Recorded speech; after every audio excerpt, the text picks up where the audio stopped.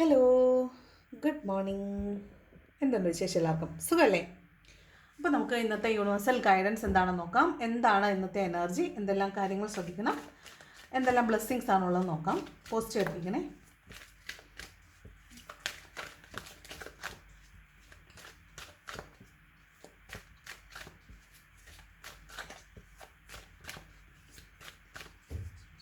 നോക്കാം എന്താണ് ഇന്നത്തെ universal guidance. First card 7 of pentacles ആണ്. ഇത് പൈസയ്ക്ക് വേണ്ടിയിട്ട് വെയിറ്റ് ചെയ്യുന്ന എനർജിയാണ് കേട്ടോ. വെയിറ്റിംഗ് ഫോർ മണിയാണ്, അല്ലെങ്കിൽ വെയിറ്റിംഗ് ഫോർ ഒരു ലോങ് ടേം ഇൻവെസ്റ്റ്മെൻറ്റ് നടത്തിയിട്ടുള്ളതിൻ്റെ ബെനിഫിറ്റിന് വേണ്ടിയിട്ട് വെയിറ്റ് ചെയ്യുന്നതായിരിക്കാം. അല്ലെങ്കിൽ നമ്മുടെ തന്നെ പണമാണ്, നമ്മൾ തന്നെ ഇൻവെസ്റ്റ് ചെയ്തിട്ടുള്ളതാണ്. പക്ഷേ ഇത് നമുക്ക് പെട്ടെന്ന് ആവശ്യം വരുമ്പോൾ നമ്മളിത് എപ്പോൾ എടുക്കാൻ പറ്റുമെന്ന് വിചാരിക്കുന്ന ഒരു എനർജിയാണിത് കേട്ടോ. അങ്ങനെ നമ്മൾ കണക്ക് കൂട്ടുന്നത്, കാൽക്കുലേറ്റ് ചെയ്യുന്നത്, ഇപ്പോൾ എടുത്താലോ പിന്നെ എടുത്താലോ എന്നൊക്കെ താരതമ്യം ചെയ്യുന്നതും ഒക്കെ ആയിട്ടുള്ള എനർജിയാണ്. അപ്പോൾ പൈസയ്ക്ക് ആവശ്യം വരും, അതിന് വേണ്ടിയിട്ട് വെയിറ്റ് ചെയ്യുന്ന എനർജിയാണ് 7 ഓഫ് പെൻറ്റക്കിൾസ് കേട്ടോ. അപ്പോൾ ഇത് പണത്തിന് ആവശ്യം വരുമെന്നും ആ പണം ചിലപ്പോൾ നമ്മുടെ കയ്യിൽ കാണത്തില്ല, അപ്പോൾ അതിന് വേണ്ടിയിട്ട് വെയിറ്റ് ചെയ്യുന്ന എനർജിയാണ് 7 ഓഫ് പെൻറ്റക്കിൾസ്. അടുത്തത് 9 ഓഫ് പെൻറ്റക്കിൾസ്.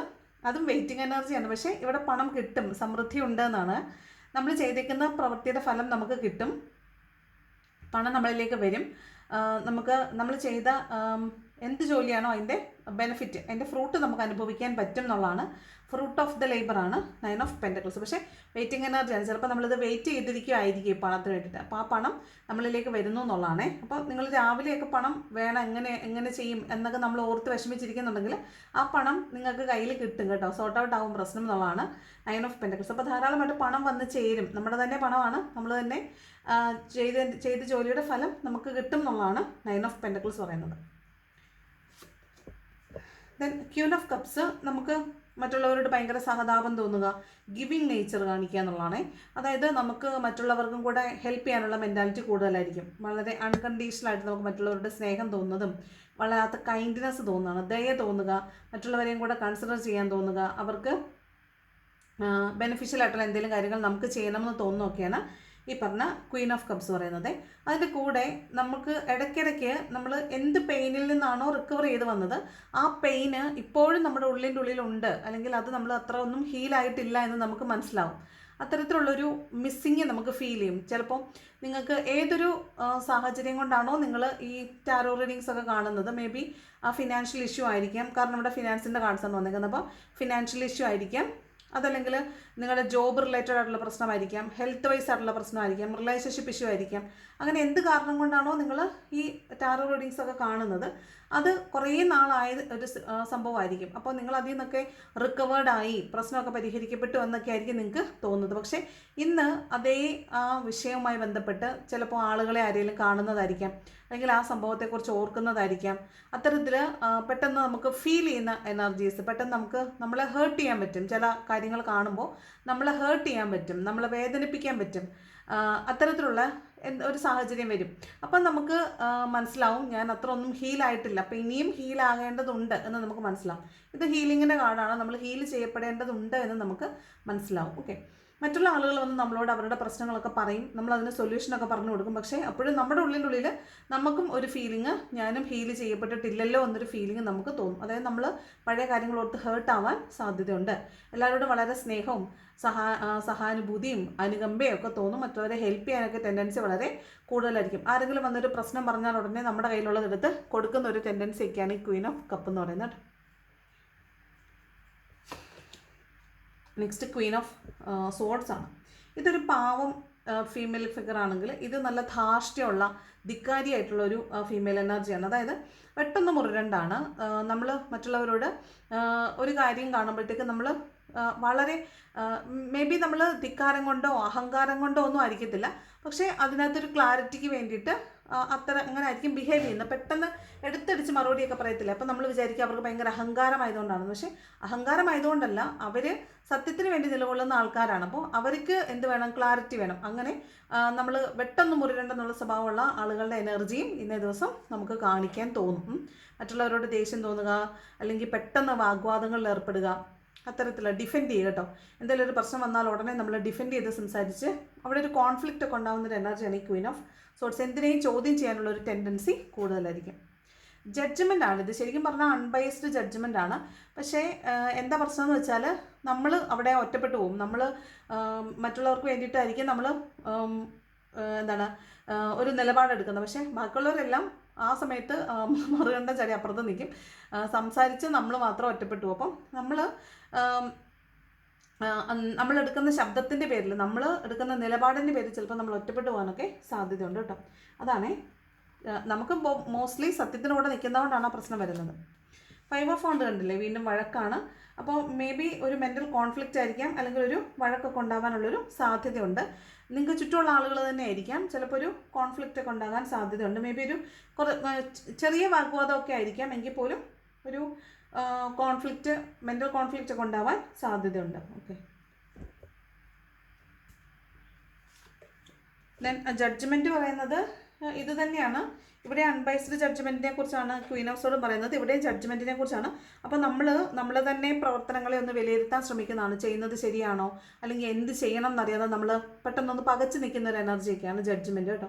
അപ്പോൾ നമ്മൾ ചെയ്യുന്നത് ശരിയാണോ, എങ്ങനെ ചെയ്യാൻ പറ്റും, എങ്ങനെ പ്രശ്നം സോർട്ട് ഔട്ട് ചെയ്യാൻ പറ്റും എന്നൊക്കെ നമ്മൾ തന്നെ ആലോചിക്കുന്നതും, നമ്മൾ ചെയ്ത ഒരു പ്രവൃത്തിയെ അത് ശരിയായോ ഞാൻ ചെയ്തത്, ഇനി എന്ത് ചെയ്യണം എന്നൊക്കെ ആലോചിക്കുന്നതുമായ എനർജിയാണ് ജഡ്ജ്മെൻറ്റ് എന്ന് പറയുന്നത് കേട്ടോ. അപ്പോൾ അതൊന്ന് ശ്രദ്ധിക്കണം. നമ്മൾ പെട്ടെന്നൊരു ചിന്തയും ഇല്ലാതെ ഒരു പ്രശ്നത്തിലേക്ക് ചാടി വീണിട്ട് പിന്നീട് അവിടെ കിടന്ന് കൈയും കാലോട്ട് അടിച്ചിട്ട് കാര്യമില്ല. അപ്പോൾ പറയുന്നതിന് മുമ്പ് പല പ്രാവശ്യം ആലോചിക്കുക. അതുപോലെ വഴക്കുണ്ടാവുന്നതിന് മുമ്പ് നമ്മൾ അതിനകത്തൊരു കാരണമാകാതിരിക്കാൻ പ്രത്യേകം സൂക്ഷിക്കുക. ഇനി നമ്മൾ കാരണം വഴക്കുണ്ടാവുകയാണെങ്കിൽ എത്രയും പെട്ടെന്ന് അതിൻ്റെ നിഷ്പക്ഷമായിട്ട് നിന്ന് പ്രശ്നപരിഹാരം ഉണ്ടാക്കി അവിടെ നിന്ന് ആ പ്രശ്നം സോർട്ട് ഔട്ട് ചെയ്യുകയാണ് ചെയ്യേണ്ടത്. പിന്നെ മറ്റുള്ളവരോട് ഉണ്ടാക്കുന്ന വഴക്കിനിടയ്ക്ക് നമ്മൾ പോയി കയറേണ്ട ആവശ്യം ഇല്ല കേട്ടോ. അപ്പോൾ അതൊക്കെ നമ്മളൊന്ന് ജഡ്ജ്മെൻറ്റ് ചെയ്യണം എന്നാണ് കാണുന്നത്.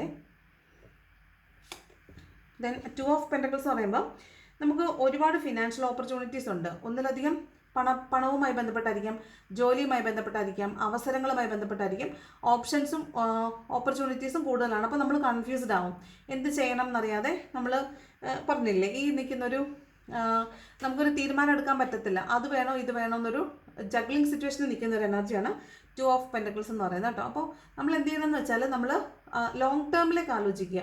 ഞാൻ ഇപ്പം തൽക്കാലം ഒരു പ്രശ്നം പരിഹരിക്കുക എന്നതിനേക്കാൾ ഈ പ്രശ്നം പിന്നീട് എനിക്ക് വലിയ പ്രശ്നം ഉണ്ടാക്കുമെന്നും കൂടെ ആലോചിക്കണം. അപ്പോൾ ഇന്ന് ഒരു 2 ഓപ്പർച്യൂണിറ്റി നിങ്ങൾക്ക് വന്നാൽ നിങ്ങൾ ഇപ്പോഴത്തെ ബെനിഫിറ്റ് അല്ല നോക്കേണ്ടത്, ലോങ് ടേമിലേക്ക് ഇതിന് എന്ത് ഇമ്പാക്റ്റ് ഉണ്ടെന്നാണ് നോക്കേണ്ടത്. അപ്പോൾ ഇന്ന് 2 ഫിനാൻഷ്യൽ ഓപ്പർച്യൂണിറ്റി വരും, 2 കാര്യങ്ങൾ ചെയ്യാൻ, ചിലപ്പോൾ പൈസ ഉപയോഗിച്ച് 2 കാര്യം ചെയ്യണം. അപ്പോൾ അത് ചെയ്യണോ ഇത് ചെയ്യണോ എന്നുള്ള കൺഫ്യൂഷൻ വരാം. 2 ജോബ് ഓപ്പർച്യൂണിറ്റീസ് വരാം, അപ്പം അതെടുക്കണോ ഇതെടുക്കണോ എന്ന് കൺഫ്യൂഷൻ വരാം. അത്തരത്തിലുള്ള ഒരു ഡിസിഷൻ മേക്കിങ്ങിൻ്റെ പ്രശ്നം ഇന്നേ ദിവസം വരാൻ സാധ്യതയുണ്ടെന്നാണ് കേട്ടോ. പണം വരാനും നമുക്ക് 2 സാധ്യതയുണ്ട്, 2 2-ൽ കൂടുതലോ സാധ്യതയുണ്ട്. പണം ചിലവാക്കാനും 2-ൽ കൂടുതൽ സാധ്യതയുണ്ട്. അപ്പോൾ അങ്ങനെ ഒരു ജഗ്ലിംഗ് സിറ്റുവേഷനിൽ പെടാൻ സാധ്യതയുണ്ടെന്നാണ്. 9 ഓഫ് വാണ്ട് ചിലപ്പോൾ നമുക്ക് ഒരു പേടിയൊക്കെ തോന്നും. ചിലപ്പോൾ പൈസ എടുത്ത് ചിലവാക്കണം. ഇന്ന് നമ്മൾ പെട്ടെന്ന് ഒരു എടുത്തുചാട്ടത്തിന് നമ്മളൊരു പൈസ എടുത്ത് ചിലവാക്കി കഴിയുമ്പോൾ അയ്യോ ഞാനിനി അടുത്ത ദിവസം റീപേയ്മെൻറ്റിന് എന്ത് ചെയ്യും എന്ന് പേടിക്കത്തില്ലേ.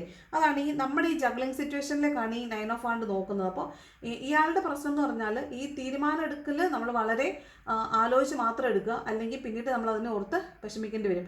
നമ്മൾ പെട്ടെന്നൊരു തീരുമാനം എടുത്ത് മുന്നോട്ട് പോയി കഴിയുമ്പോഴാണ് പിന്നെ അതിൻ്റെ സൈഡ് എഫക്റ്റിനെ കുറിച്ചും അല്ലെങ്കിൽ വരുംവരായികളെക്കുറിച്ചും പിന്നീട് ആലോചിക്കുന്നത്. അപ്പോൾ നമ്മൾ ഓർക്കും ഞാൻ അങ്ങനെ ചെയ്യണ്ടായിരുന്നു എന്നോർത്ത് പേടിക്കുന്ന ഒരു എനർജിയാണ് 9 ഓഫ് വാണ്ട് എന്ന് പറയുന്നത്. അപ്പോൾ ഒരു പേടി മനസ്സിൽ വരും. അതെന്തുകൊണ്ടാണെന്ന് വെച്ചാൽ നമ്മൾ എടുക്കുന്ന തീരുമാനം അത്ര അധികം ആലോചിച്ചതിന് ശേഷം മാത്രം എടുക്കുക, അല്ലെങ്കിൽ പിന്നീട് നമ്മൾ തന്നെ അതിനെ ഓർത്ത് ഇങ്ങനെ പേടിക്കേണ്ട വരും എന്നാണ് കാണുന്നത്. 7 ഓഫ് വാണ്ട്സ് നമ്മൾ കുറച്ചൊക്കെ നമ്മുടെ ഓവർ തിങ്കിങ്ങും നെഗറ്റീവ് തോട്ട്സും ഒക്കെ മാറ്റി വെക്കണം. നമ്മളിൽ തന്നെ നന്നായിട്ട് വിശ്വസിക്കുക. ചെയ്യുന്ന പ്രവൃത്തിയിൽ 100% നമ്മൾ തന്നെ കൊടുക്കുക. നമ്മുടെ ഇൻവെസ്റ്റ്മെൻ്റ് ആണ് അവിടെ കൂടുതലായിട്ട് വരേണ്ടത്. അപ്പോൾ നമ്മൾ മറ്റുള്ളവരെ ആശ്രയിക്കുന്നതിനേക്കാൾ കൂടുതൽ നമ്മളെ തന്നെ ആശ്രയിക്കുകയാണ് ചെയ്യേണ്ടത്. നമുക്കെല്ലാം ചെയ്യാനുള്ള കഴിവുണ്ട്. ഇവിടെ ഒരാൾ ഒറ്റയ്ക്ക് ഒന്ന് പോരാടുന്ന ഒരു എനർജിയാണ്. അപ്പോൾ നമുക്ക് പോരാടാൻ പറ്റുന്ന എനർജിയുള്ള സാധനങ്ങൾ തന്നെയാണ് നമ്മൾ എടുത്ത് വെച്ചേക്കുന്നത്. പിന്നെ എല്ലാം കൂടെ ഒരുമിച്ച് വരുമ്പോൾ നമുക്ക് കൺഫ്യൂസ്ഡ് ആയി പോകുന്നതാണ്.